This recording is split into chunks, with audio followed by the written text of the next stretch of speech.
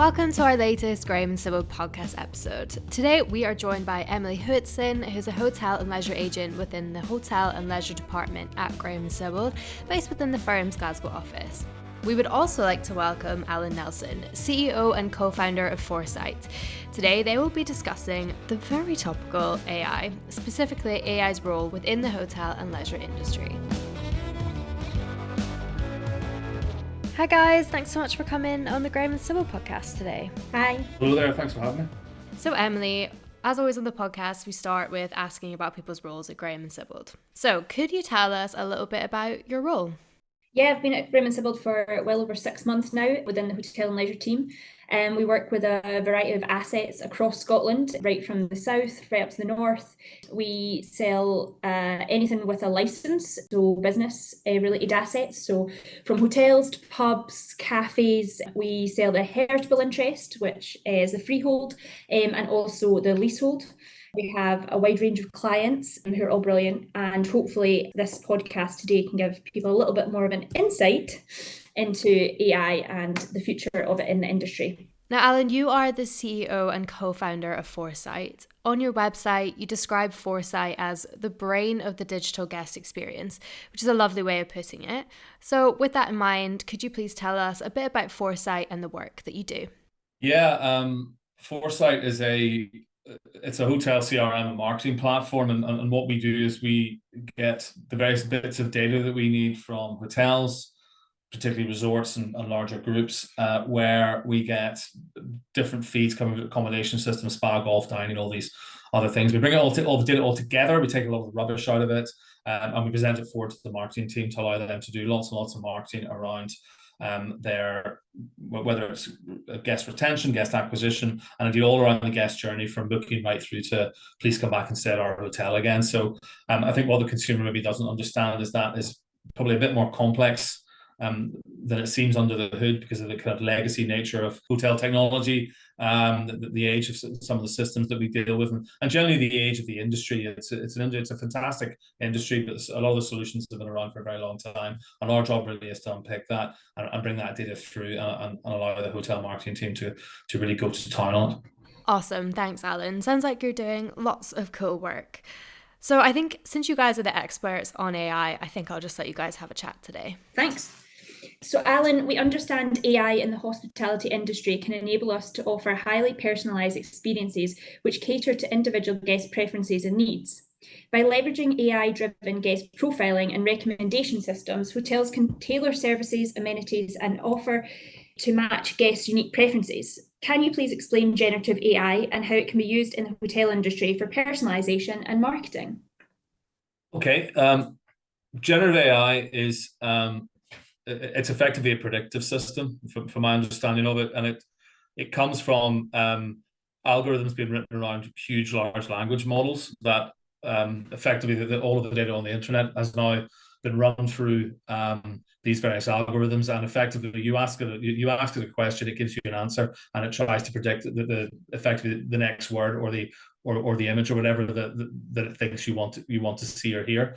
That technology is obviously, it's arrived with all of us now through the likes of ChatGPT, Google Bard, and so on. It's going to change a lot of stuff in the industry. Now, whether it's there yet or not is very debatable. I think when we think about how it can be applied into the hospitality industry, I think there is going to be the opportunity to offer those highly personalized experiences, catering to individual guest preferences and needs. However, it's all possible at the moment, but I honestly don't think it's there yet. I think this is still quite early stage technology, which is currently being deployed by the big tech companies. At the time we're recording this, Microsoft have just put Copilot into Microsoft Office only about 3 weeks ago, so we're all getting to learn to play with it, and certainly we've played with it as a business, and there's things it does really well, and there's things it maybe doesn't do as well. And I think it will take a while for vendors like us to get our heads around it, but also for the hoteliers to work out, well, exactly how do we want to build this?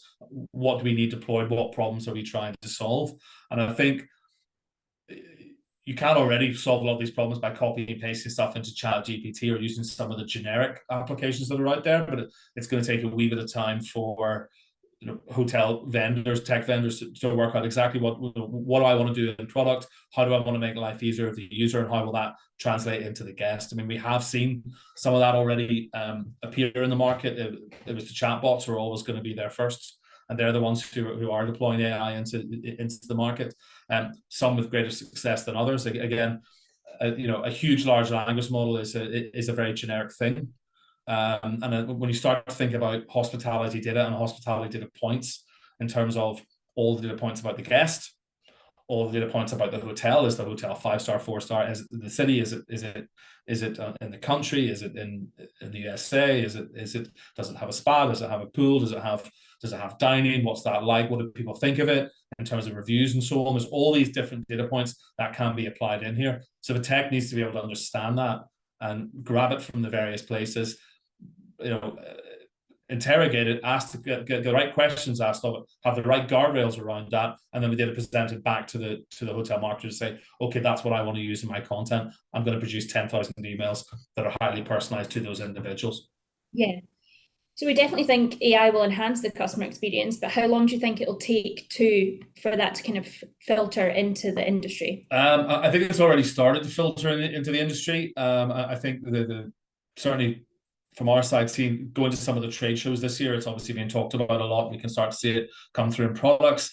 But when I think back to the advent of the iPhone and mobile, being old enough to remember that properly, it probably took 5 to 7 years for that technology to really become commonplace everywhere, everyone to have it in their hands, and then applications follow that people would use in all sorts of manners. And I think AI will be faster than that, but I still think it's a 3 to 5 year project to get it into a state where it's in all of our products and it's being used to the full extent. There's going to be a lot of testing needed. There's going to be a lot of trial and error, and there's going to be some horror stories about where somebody got it wrong. I mean, I think if you read the news, there's already stories coming through about, I think one of the large courier companies deployed it a couple of weeks back, and by the end of the first day, the users had it speaking French and swearing at them. So there are things that are going to need to be worked through with artificial intelligence. So I think that just takes time. There's trust issues. There's ethical and moral issues. You should be pushing data into these large language models as they currently stand, and this could be fairly highly personalized data. It's arguably not massively sensitive, but the reality is, from a CRM perspective, we know details about the guest, we know when they're booking, we know who they're coming with, there's all these things that we know that we have to make sure that if we're going to use that, we have to do it properly. Yeah, I was going to come on to issues regarding GDPR and AI. We understand that for AI to continue to learn, it needs more and more data. For example, I understand in some cases it looks at reviews as well as individual guest communications prior and after the visit. At the moment, there's various data silos, but as we feed more data into AI and move towards the concept of data warehousing, how do we keep people's data private and reassure them of this?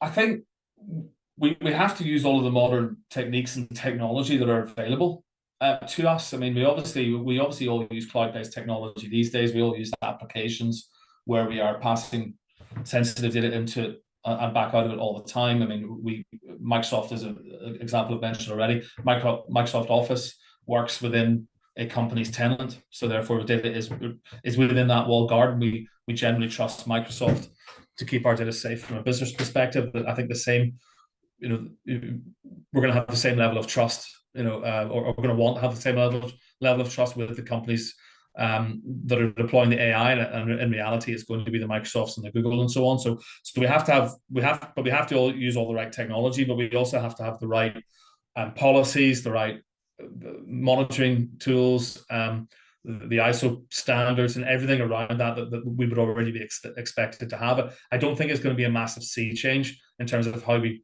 gather, collect, store, and protect data. It just needs to be done at more scale and more obvious. And I think ultimately it comes down to trust. And I think the opportunity will be out there for nefarious characters to be scraping all sorts of stuff off the internet and regurgitating that back to a consumer or a business. And we have to know where the line's drawn on what the consumer will accept and what they won't. And then we have to follow, whether it's GDPR in the EU, whether it's DPDI, which is coming in the UK, whether it's state by state, the American system and various other countries. We have to be very mindful as vendors and on behalf of our end user clients about, okay, well, this is the line, you can't really go beyond this. And that should be very clear in documentation. It should be very clear in our applications, but also very clear to the consumer who's receiving this stuff at the end of it. Where did you get my data? What do you hold on me, and can I opt out of this? That all has to be really, really clear. And that actually hasn't changed. I don't think AI will change that. AI will just make it a lot easier to do all sorts of nasty, weird stuff with it. You mentioned ChatGPT. Do you believe it's a fad or phenomenon when it comes to advertising in the hospitality industry? I certainly don't believe it's a fad. Now whether ChatGPT is still going to be the program of choice in 5 years' time is a different story. The concept of it is a phenomenon, but it's a tool. It's one of many that are out there. And a lot of this AI tech is open source, so there's going to be people out there building all sorts of large language models for different reasons. I think ChatGPT, where hospitality will end up, and us as vendors will end up creating a series of smaller applications within that walled garden of hospitality specific use cases, and we'll be training language models to give the outputs that we want. But it's certainly here in some form. It's here to stay. It's the genie's out of the bottle. It's not going back in. And I think it's already affecting the advertising industry. It's already affecting the marketing industry, content creation, written communications on the internet. It's certainly affecting image generation as well. And even the other day, when you start to realize that all the internet memes that have been created recently, if you look at the recent ones for the Scottish monkey that escaped, they're all much more sophisticated in terms of how they look, because they've obviously been generated with the AI. And that's just a really good example for me of how technology has just moved forward. So yeah, it's definitely not a fad. It's changed how we all work already. Another question I wanted to ask, for a lot of our clients, dynamic pricing is coming into the hospitality industry. We're seeing it be very effective with a lot of people, but it's a big task for people to make the shift towards it. Can you speak a little bit more about that? I think we've obviously seen it in the airline industry, and I think that the consumer has, as much as it annoys the consumer, I think there's certain brands in the airline industry that's what you get. And I think technology has been very well used there. I think, but airlines, there are only a certain amount of aircraft out there with a certain amount of specification, with a certain amount of seats and things you can do with it. The hotel industry specifically there's far more hotels of different shapes and sizes who do different things with various bits of different interlocking technologies. Actually, technically far harder for hotels to do dynamic price, to do actual pure dynamic pricing, even though they obviously do vary rates already, hotels, so the consumer's quite used to that, but only down to a certain level. It doesn't get as granular as the flights, but certainly for a big rugby weekend in Edinburgh or the festival, they're going to charge far more than a weekend in January. I think where the consumer will probably struggle more to accept it is probably food and beverage. I think it was Slug and Lettuce, so I think their owners have talked about doing dynamic pricing. I think that might be a little bit more difficult to get across to the consumer, but ultimately I think it's going to be a combination of being technology driven and kind of being market driven.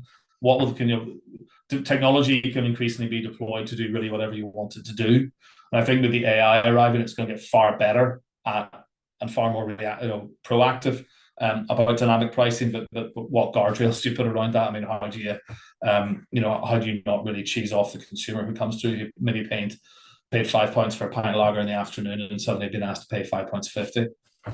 So yeah, just because it is possible doesn't mean you should do it. Lastly, the hospitality industry is a personable business. Do you think the introduction and embedding of AI in aspects of the industry are going to impact that? Yeah, I actually think it's going to make it better. I actually think technology should be an enabler. And I think in this case, if it's done right, it will be an enabler. It will allow hospitality businesses to have the staff, the good staff at the front of house servicing the customer. And that's actually what they need. And I think, particularly when you look at when there's staff shortages in the industry, that they are struggling to sometimes to service those customers. So if they have a tablet in their hand and it's able to do all the processes and things they need really, really quickly and easily, it's able to give them the good pricing information, it's able to give them the information about the guests, and they can give a personal service. That's all technology enabled, but actually it's still being delivered at the point of a point of sale, point of contact. And ultimately, yeah, that's the most important thing. Can you use the tech to enable your really great people to do a great job with the customer? And to me, that's what it's all about. Now, there will be, in some circumstances, customers who like to engage with technology, corporate travelers who arrive at the hotel and go, I don't want to speak to anybody, I just want to get straight to my room. But in a lot of other cases, AI will be an enabler for people rather than impacting in a negative manner. Thanks very much, Allan. That was great. It's really good to get your insight into AI in the hotel and leisure industry. It's definitely a challenge that we're all going to have to overcome. But as you say, if we use it in the right ways, it can definitely be a positive. Absolutely. Thanks very much for having me. I think we can all agree that was a great episode. For more information and to view the full range of services offered by the Graham Sibbald Hotel Leisure team, please visit our website at www.g-s.co.uk. Thank you so much for listening. Until next time, you can catch up on all our latest podcast episodes via the playlist on our YouTube channel.